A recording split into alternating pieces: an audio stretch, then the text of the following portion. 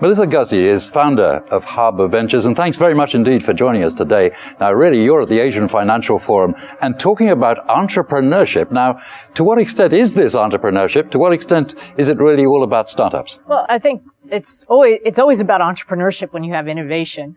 I mean, startup is just the nomenclature to put on top of a company that's really trying to change industries.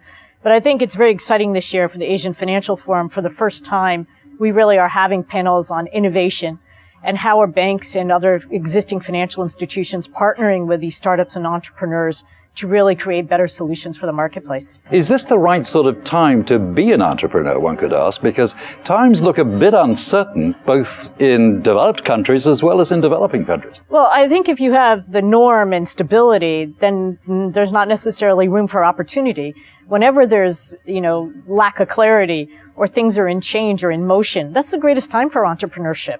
Melissa, really looking at today, what are the sort of ventures that people should be looking at to invest in? Well, I mean, we can't make investment recommendations. I can only say the areas that we're looking at investing in, everything from new RegTech technology. How do you codify all the compliance and all the new regulation in the world so that you don't need necessarily 50,000 humans looking at a KYC, but actually technology can do that. Insurance is going to be disrupted.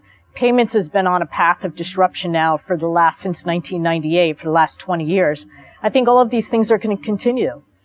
So driving change, innovation and connectivity, that's the theme of the Asian Financial Forum this year. Does that really strike a chord with you? Absolutely. Let me put it in perspective for you. This is a statistic I love.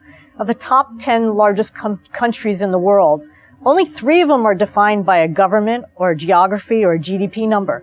The rest are all social media platforms. The largest population in the world today is Facebook. If you look at the largest bank in the world today, it's WeChat. That is just an enormous shift that has implications for the next 10 years or 20 years. So where does Hong Kong really stand as a platform, if you like, for these kind of ventures? Hong Kong is the center of financial innovation still in Asia. We have, if you think about it, we're exactly equal distance between Indonesia and Japan. We're well positioned with China. We're well positioned with the Western developed countries. And this is a place where we have a lot of talent from a technical development perspective, and we should continue to harvest that here in Hong Kong. Well, attending the Asian Financial Forum, what do you think of it this year? It's always a fantastic event, and very happy that I was able to moderate a panel. What I'm very excited about is the fact of the inclusion actually this year, much more around innovation and entrepreneurship. I think it really shows how the two have converged between the traditional financial institutions and entrepreneurship.